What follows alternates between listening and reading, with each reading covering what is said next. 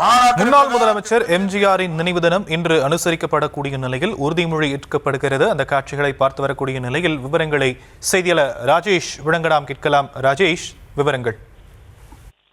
ஷாம், வணக்கம். முன்னாள் முதலமைச்சர் எம்ஜிஆர் அவர்களுடைய 38வது ஆண்டு நினைவு தினம் இன்று தமிழ்நாடு முழுவதும் அனுசரிக்கப்படுகின்றது. சென்னை மெரினா கடற்கரையில் இருக்கக்கூடிய அவரது நினைவிடத்திலே அதிமுக பொதுச் செயலாளர், முன்னாள் அமைச்சர்கள், அதிமுகவினுடைய முக்கிய நிர்வாகிகள் ஆகியோர் இபிஎஸ் தலைமையிலே அவர்கள் நினைவஞ்சலி செலுத்திவிட்டு தற்போது உறுதிமொழி ஏற்றுக்கொள்ளக்கூடிய அந்த காட்சிகளை நாம் பார்த்துக் கொண்டிருக்கிறோம். இபிஎஸ் உறுதிமொழியை வாசிக்க அதன் பின்னால் முன்னாள் அமைச்சர்கள் மற்றும் அதிமுக நிர்வாகிகள் ஒன்று திரண்டு அதனை உறுதிமொழியை மீண்டும் சொல்லி வருகின்றார்கள். தொடர்ந்து எம்ஜிஆர் மற்றும் ஜெயலலிதா ஆகியோர் காட்டிய வழியிலே நாங்கள் நடப்போம், வரக்கூடிய சட்டமன்ற தேர்தலில் வெற்றி பெற்று மீண்டும் கழகத்தின் ஆட்சி தமிழ்நாட்டில் மலரும் என்று வார்த்தைகள் அதில் இடம்பெற்றிருக்கின்றது. தொடர்ந்து இந்த உறுதிமொழி ஏற்கக்கூடிய நிகழ்வு நடைபெற்று வருகின்றது. எம்ஜிஆர் அவர்கள் மறைந்த பிறகு ஒவ்வொரு ஆண்டும் அவரது நினைவிடத்திலே அதிமுக சார்பில் அஞ்சலி செலுத்தப்படுவது வழக்கம். அது மட்டுமில்லாமல் தமிழ்நாடு முழுவதும் இருக்கக்கூடிய பல்வேறு மாவட்டங்களில் அதிமுகவினுடைய தலைமை அலுவலகங்கள், பொதுமக்கள் கூடக்கூடிய இடங்கள், அதே போல பேருந்து நிலையங்கள் என்று பல்வேறு இடங்களில் எம்ஜிஆர் அவர்களுடைய உருவப்படம் வைக்கப்பட்டு எம்ஜிஆர் விசுவாசிகள், எம்ஜிஆரினுடைய பக்தர்களாக இருக்கக்கூடிய பல பேர் அவருக்கு அஞ்சலி செலுத்துவது, மரியாதை செலுத்துவது வழக்கம். குறிப்பாக அதிமுக சார்பில் ஒவ்வொரு ஆண்டும் எம்ஜிஆருடைய நினைவு நாளிலே பல்வேறு நலத்திட்டங்கள், பலருக்கு உணவளிப்பது, ஏழைகளுக்கு தேவையான நலத்திட்ட உதவிகளை பெற்றுக் கொடுப்பது போன்றவற்றை எல்லாம் அவர்கள் செய்து வருகிறார்கள்.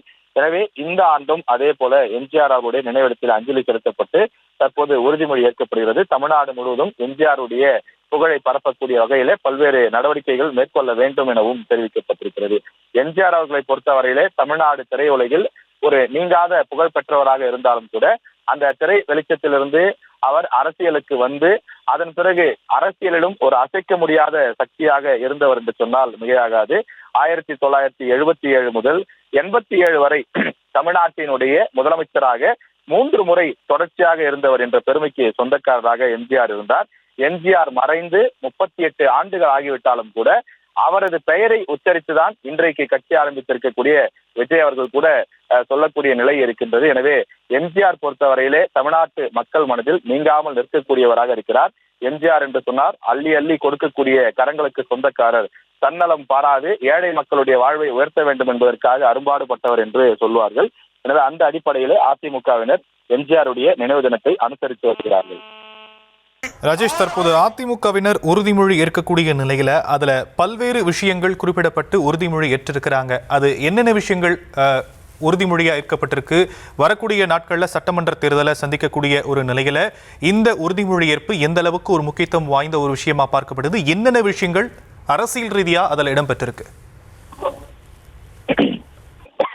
ஷாம், எம்ஜிஆர் நினைவிடத்திலே மலர்தூவி மரியாதை செய்த பின்பு தற்போது உறுதிமொழி ஏற்றுக்கொள்ளக்கூடிய அந்த காட்சியை நாம் பார்க்கின்றோம். தொடர்ந்து ஒவ்வொரு ஆண்டும் எம்ஜிஆருடைய நினைவு நாளின் போது அதிமுகவினர் இது போன்று மரியாதை செலுத்திவிட்டு உறுதிமொழி ஏற்றுக்கொள்வது வழக்கம். தொடர்ந்து எம்ஜிஆர் அவர்கள் இந்த இயக்கத்தை உருவாக்கியதனுடைய காரணம், அதற்கான அந்த அவருடைய ஆட்சியில செய்யப்பட்ட அந்த நல்ல திட்டங்கள், தொடர்ந்து எம்ஜிஆருடைய கொள்கைகள் மற்றும் எம்ஜிஆருடைய அந்த அவர் காட்டிய பாதையிலே நடப்போம் என்பதை பிரதிபலிக்கக்கூடிய வகையிலே தான் இந்த உறுதிமொழியானது ஏற்கப்படுகின்றது. தொடர்ந்து இந்த எம்ஜிஆர் அவர்களுடைய அந்த புகழை கொண்டு சேர்க்கக்கூடிய வகையிலே பல்வேறு விஷயங்களை தொடர்ந்து செய்வோம் என்றும் அதிமுகவினர் தற்போது உறுதிமொழி ஏற்று வருகின்றார்கள். எம்ஜிஆர் அவர்களை பொறுத்தவரையிலே அவர் பல்வேறு திரைப்படங்களிலே நடித்திருந்தாலும் கூட இறுதி காலகட்டங்களிலே நடித்த அந்த திரைப்படங்கள், பல திரைப்படங்கள் அரசியல் நெறி கொண்டதாக இருந்தது. குறிப்பாக பேரறிஞர் அண்ணாவினுடைய கொள்கைகளை, அண்ணாவினுடைய புகழை கொண்டு சென்றிருக்கக்கூடிய வகையிலே தொடர்ந்து பல்வேறு படங்களை அவர் நடித்து அதுல பல வசனங்கள், அரசியல் மிக்க வசனங்களையும் அவர் பேசியிருக்கின்றார்.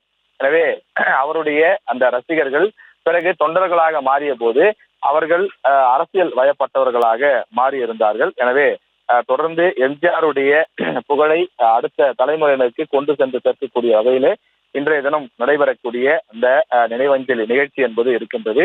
எம்ஜிஆரினுடைய பல்வேறு சாதனைகள், அவருடைய அரசியல் வாழ்க்கை மற்றும் அவரது தொண்டு, அதாவது இந்த 10 ஆண்டு காலத்திலே மதிய உணவு திட்டத்தை சத்துணவு திட்டமாக மாற்றியது, ஏழைகளுக்காக அவர் செய்த அந்த பல்வேறு விஷயங்கள் ஆகியவற்றை எல்லாம் கொண்டு சென்று சேர்க்கக்கூடிய வகையில் அதிமுக சார்பில் பல்வேறு திட்டங்கள் கொண்டு வரப்பட்டிருக்கின்றது. இன்று தமிழ்நாடு முழுவதும் எம்ஜிஆருடைய புகைப்படங்கள் வைத்து எம்ஜிஆருக்கு அஞ்சலி செலுத்த வேண்டும், மரியாதை செய்ய வேண்டும் என்று அதிமுக சார்பில் ஏற்கனவே அறிவுறுத்தப்பட்டுள்ளது.